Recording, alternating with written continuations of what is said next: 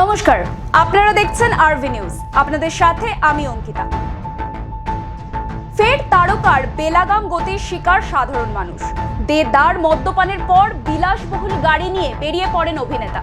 এরপরই রাতের শহরে বেহালার রায় বাহাদুর রোডে নামকরা এই অভিনেতার গাড়ি নিয়ন্ত্রণ হারিয়ে ধাক্কা মারে এক যুবককে। পুলিশ সূত্রে খবর, মাঝরাতে মদ্যপ অবস্থায় বেপরোয়া গতিতে গাড়ি চালিয়ে দুর্ঘটনার ফলে গ্রেফতার অভিনেতা সম্রাট মুখোপাধ্যায়। যুবককে ধাক্কা মারার পর গাড়িটি একটি বাড়ির দেওয়ালে গিয়ে ধাক্কা মারে। বাইক আরোহী একেবারে ছিটকে গিয়ে পড়েন।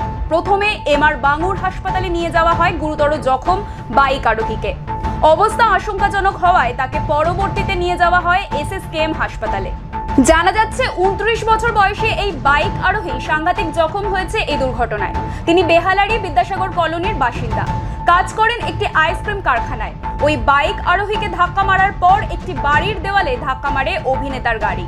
ওই বাড়ির গেটটিও গাড়ির ধাক্কায় ভেঙে গেছে। আজ অভিযুক্ত অভিনেতা সম্রাট মুখোপাধ্যায়কে আলিপুর আদালতে পেশ করা হবে বলে সূত্রের খবর। অনেকেই ভাবছেন তো কে এই অভিনেতা সম্রাট? আবার ইতিমধ্যে অনেকে নিশ্চয়ই বুঝেই গেছেন। হ্যাঁ, সম্রাট মুখোপাধ্যায় দীর্ঘদিন ধরেই টেলিভিশনের সাথে জড়িত। টেলিভিশনের অতি চেনা মুখ। বেশিরভাগ ক্ষেত্রে খলনায়কের চরিত্রে দেখা যায় তাকে। সম্রাটের নিজের নৃত্য এবং অভিনয়ের প্রশিক্ষণ কেন্দ্র আছে, অর্থাৎ তিনি শিক্ষা প্রদানের কাজও করে থাকেন। অনেকেরই ইন্সপিরেশন তিনি। কিন্তু এত সতর্কতার পরেও শুধুমাত্র নিজেদের প্রভাব প্রতিপত্তি খাটিয়ে স্বেচ্ছাচারিতা চলছে।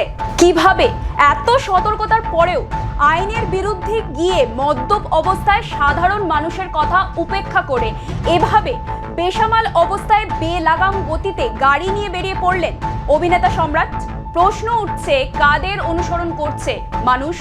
কবে এই সো কল্ড স্টারদের ঔদ্ধত্য কমবে? কবে এনারা বুঝবেন যে রাস্তাটা জনসাধারণের, কারো একার সম্পত্তি নয়?